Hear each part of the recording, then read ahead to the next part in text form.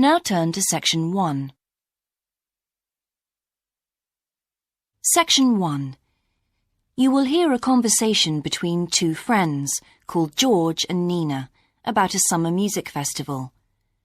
First, you have some time to look at questions 1 and 2.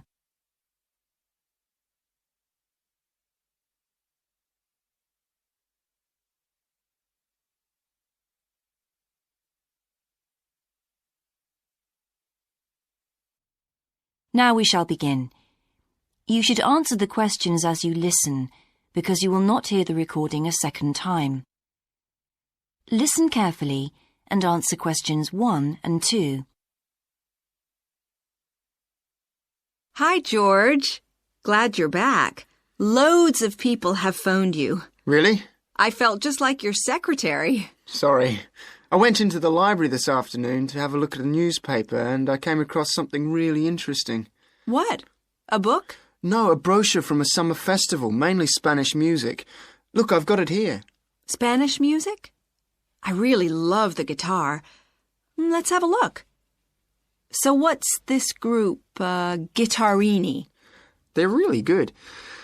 They had a video with all the highlights of the festival at a stand in the lobby to the library, so I heard them. They play fantastic instruments, drums and flutes and old kinds of guitars. I've never heard anything like it before. Sounds great. Okay, shall we go then? Spoil ourselves? Yes, let's. The only problem is there aren't any cheap seats. It's all one price. Well, in that case, we could sit right at the front. We'd have a really good view.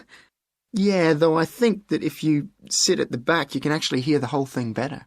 Yes. Anyway, we can decide when we get there. Before you hear the rest of the conversation, you have some time to look at questions 3 to 10.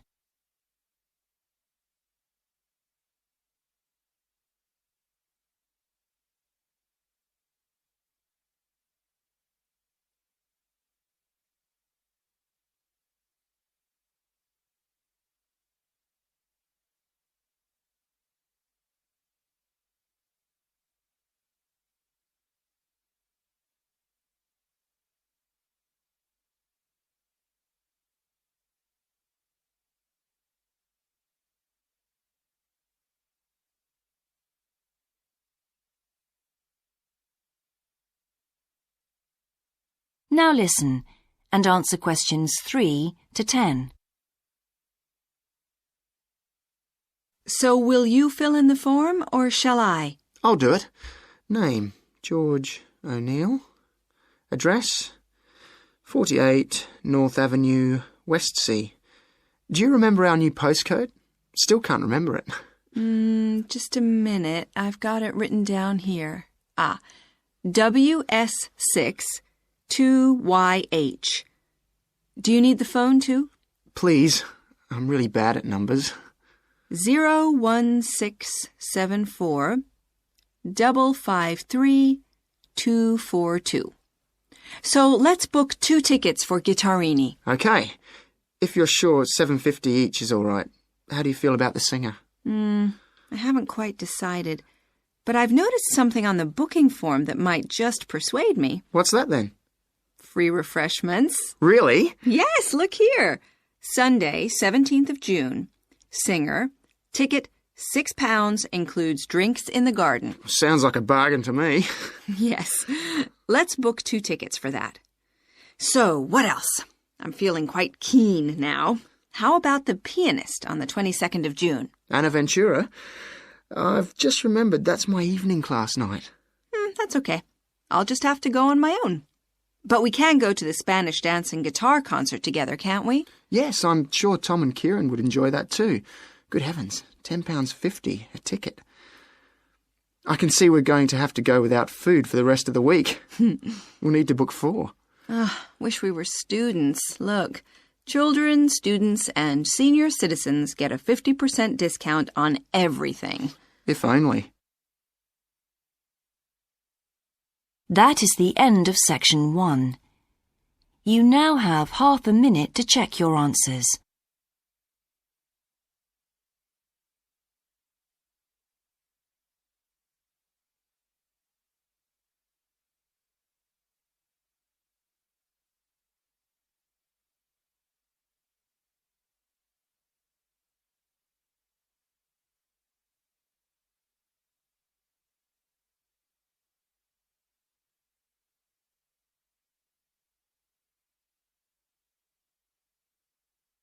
Now turn to Section 2.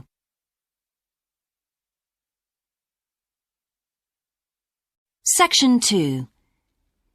You will hear the education officer of a dinosaur museum giving information to some teachers who are planning a school visit.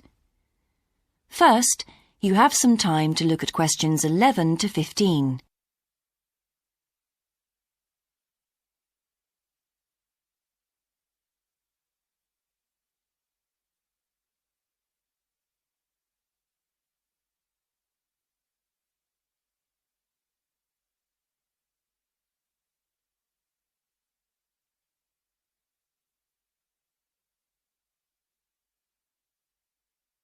Now listen carefully and answer questions 11 to 15. Hello, and thank you for asking me to your teachers' meeting to talk about the Dinosaur Museum and to tell you a bit about what you can do with your students there. Well, let me give you some of the basic information first. In regard to opening hours, we're open every day of the week from 9 a.m. to 8 p.m. except on Mondays, when we close at 1:30 p.m. And in fact, the only day in the year when we're closed is on the 25th of December. You can book a guided tour for your school group any time that we're open. If you bring a school group to the museum, when you arrive, we ask you to remain with your group in the car park. One or more of the tour guides will welcome you there and brief you about what the tour will be about. We do this there because our entrance is quite small and we really haven't got much room for briefing groups in the exhibition area. As far as the amount of time you'll need goes, if you bring a school group, you should plan on allowing a minimum of 90 minutes for the visit. This allows 15 minutes to get on and off the coach, 45 minutes for the guided tour, and 30 minutes for after-tour activities. If you're going to have lunch at the museum, you will of course have to allow more time.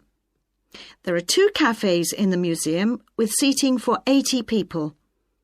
If you want to eat there, you'll need to reserve some seating, as they can get quite crowded at lunchtime. Then, outside the museum at the back, there are tables, and students can bring their own lunch and eat it there in the open air. Before you hear the rest of the talk, you have some time to look at questions 16 to 20.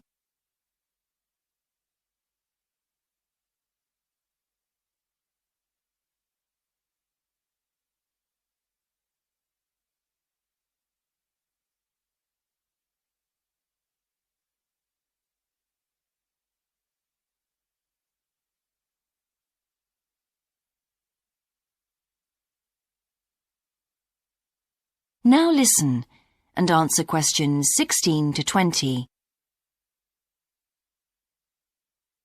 When the students come into the museum foyer, we ask them to check in their backpacks with their books, lunchboxes, etc. at the cloakroom before they enter the museum proper. I'm afraid in the past we have had a few things gone missing after school visits, so this is a strict rule. Also, some of the exhibits are fragile, and we don't want them to be accidentally knocked. But we do provide school students with handouts with questions and quizzes on them.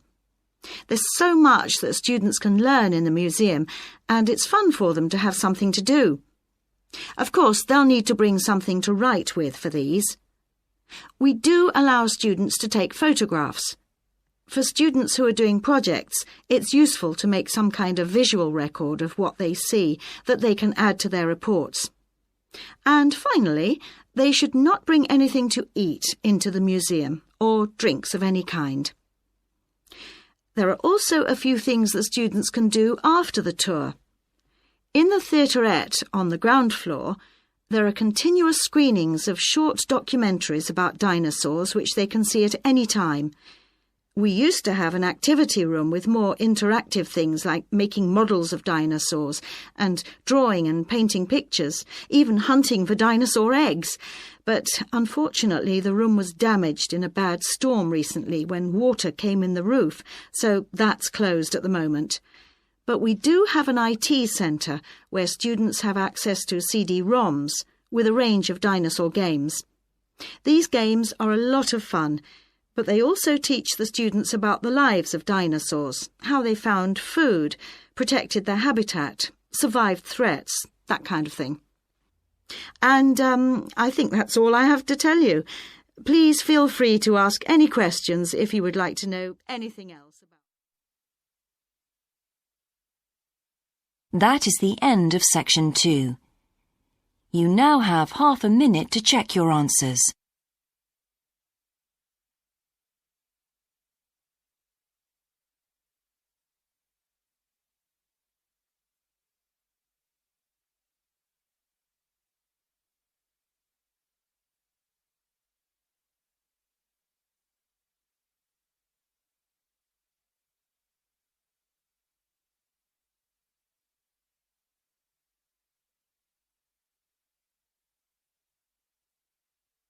Now turn to section 3.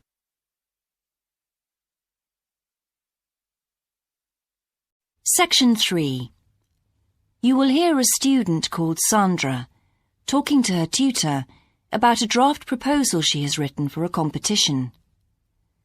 First, you have some time to look at questions 21 to 24.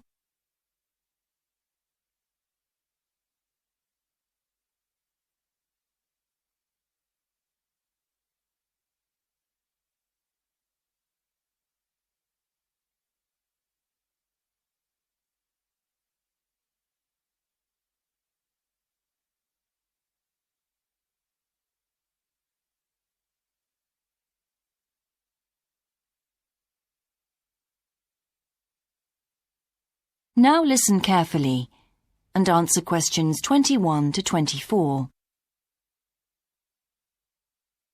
Right, Sandra.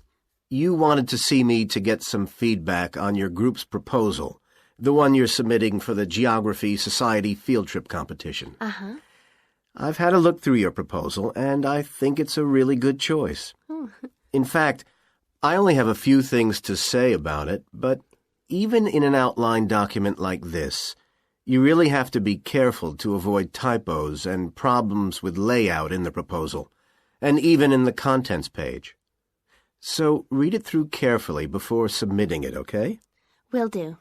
And I've made a few notes on the proposal about things which could have been better sequenced. Okay.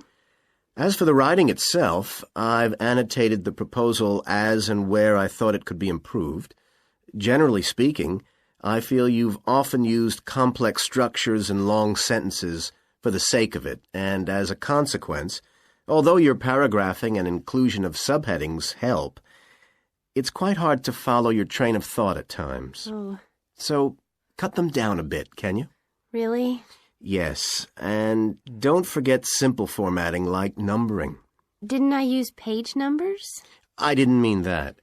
Look, you've remembered to include headers and footers, which is good, but listing ideas clearly is important.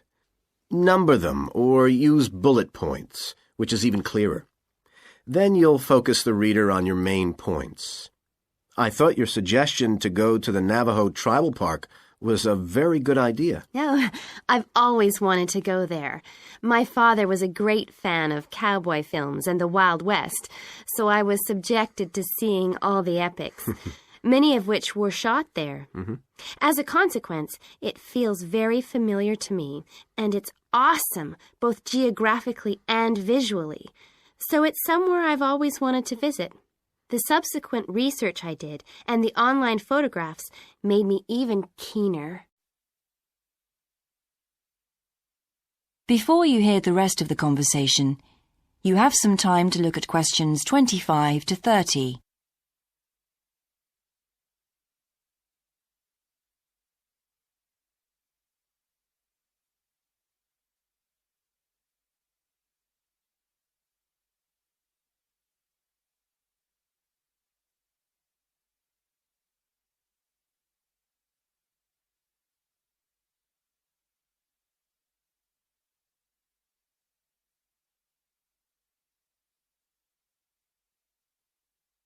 Now listen and answer questions 25 to 30. Interesting. Right. Let's look at the content of your proposal now. Did you find it comprehensive enough? Well, yes and no. You've listed several different topics on your contents page, but I'm not sure they're all relevant. No? Well, I thought that from the perspective of a field trip, one thing I needed to focus on was the sandstone plateau and cliffs themselves. The way they tower up from the flat landscape is just amazing. The fact that the surrounding softer rocks were eroded by wind and rain, leaving these huge outcrops high above the plain. It's hardly surprising that tourists flock to see the area. Well, yes, I'd agree with including those points. And then the fact that it's been home to Native American Navajos and all the social history that goes with that. The hardships they endured trying to save their territory from the invading settlers. Their culture is so rich. All those wonderful stories. Well, I agree it's interesting, but it's not immediately relevant to your proposal, Sandra. So, at this stage, I suggest you focus on other considerations. I think an indication of what the students on the trip could actually do when they get there should be far more central, so that certainly needs to be included and to be expanded upon. And I'd like to see something about the local wildlife and vegetation, too. Not that I imagine there's much to see. Presumably the tourist invasion hasn't helped. Okay, I'll do some work on those two areas as well. But you're right, there's not much apart from some very shallow-rooted species. Although it's cold and snowy there in the winter, the earth is baked so hard in the summer sun that rainwater can't penetrate. So it's a case of flood or drought, really. So I understand. Now, before we look at everything in more detail, I've got a few factual questions for you. It would be a good idea to include the answers in your finished proposal, because they're missing from your draft. Fine. So you mentioned the monoliths and the spires, which was good. But what area does the tribal park cover? Do you know? 12,000 hectares, and the plain is at about 5,850 meters above sea level. Larger than I expected. Okay, where's the nearest accommodation? That's a practical detail that you haven't included. Have you done any research on that? Yes. There's nowhere to stay in the park itself, but there's an old trading post called Goulding quite near. All kinds of tours start from Goulding, too. What kind of tours? Well, the most popular are in four-wheel drive Jeeps, but I wouldn't recommend hiring those. I think the best way to appreciate the area would be to hire horses instead and trek around on those. Biking is not allowed, and it's impossible to drive around the area in private vehicles. The tracks are too rough. Okay. Lastly, what else is worth visiting there? There are several caves, but I haven't looked into any details. I'll find out about them. Okay, good. Now what I'd like to know is more about... That is the end of section 3. You now have half a minute to check your answers.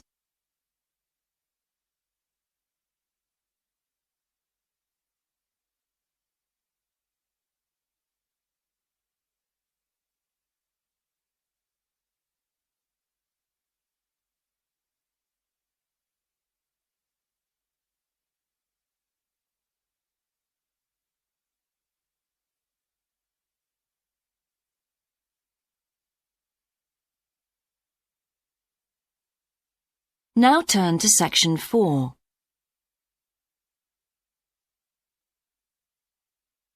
Section 4. You will hear a lecturer's introduction to a geography module. First, you have some time to look at questions 31 to 40.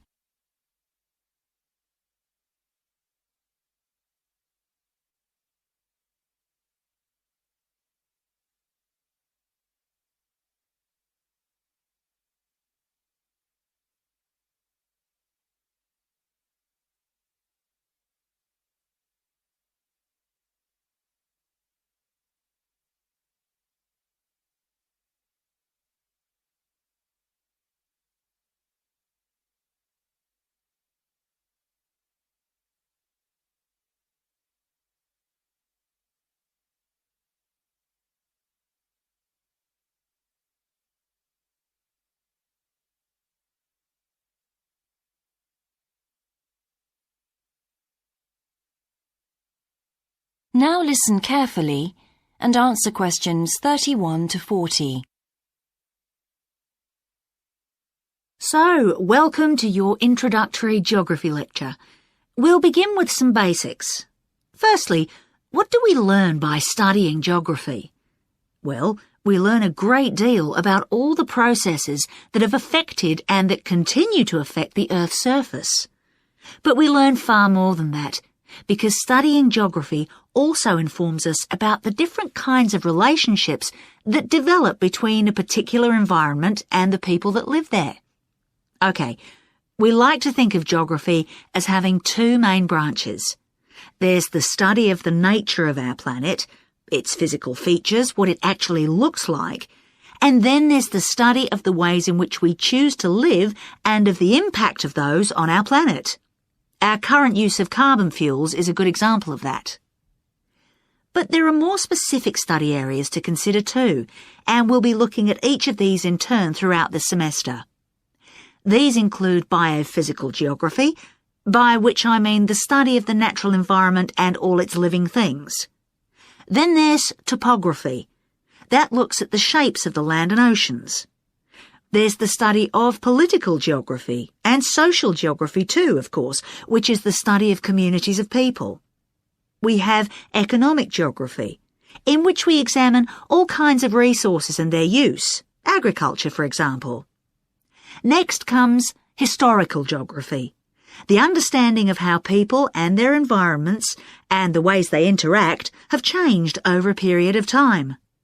And urban geography, an aspect I'm particularly interested in, which takes as its focus the location of cities, the services that those cities provide, and migration of people to and from such cities. And lastly, we have cartography. That's the art and science of map making. You'll be doing a lot of that. So, to summarise before we continue, we now have our key answer. Studying this subject is important because without geographical knowledge, we would know very little about our surroundings and we wouldn't be able to identify all the problems that relate to them. So, by definition, we wouldn't be in an informed position to work out how to solve any of them.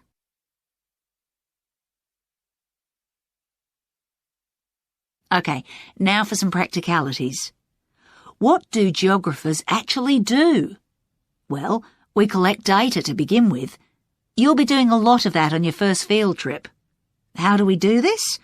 There are several means. We might, for example, conduct a census, count a population in a given area perhaps. We also need images of the Earth's surface which we can produce by means of computer generation technology or with the help of satellite relays. We've come a very long way from the early exploration of the world by sailing ships, when geographers only had pens and paper at their disposal. After we've gathered our information, we must analyse it. We need to look for patterns, most commonly those of causes and consequences. This kind of information helps us to predict and resolve problems that could affect the world we live in.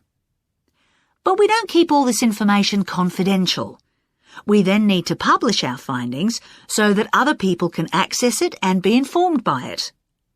And one way in which this information can be published is in the form of maps.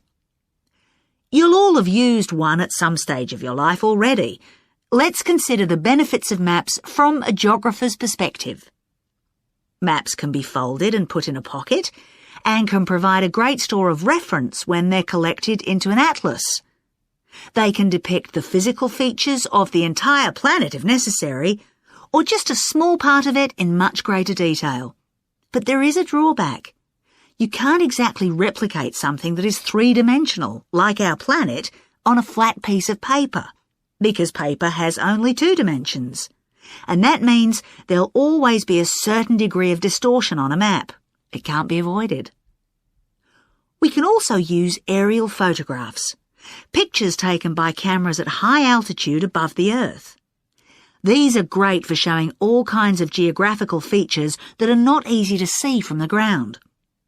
You can easily illustrate areas of diseased trees, or how much traffic is on the roads at a given time, or information about deep seabeds, for example. Then there are Landsats.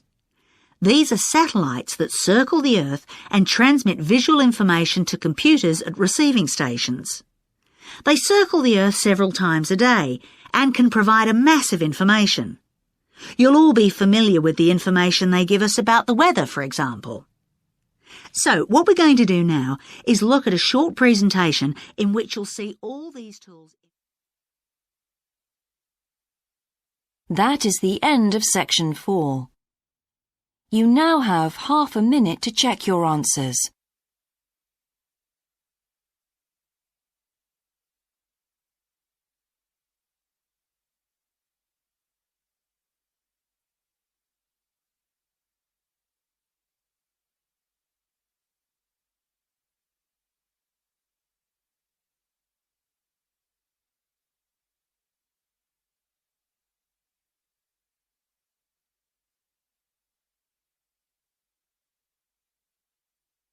That is the end of the listening test.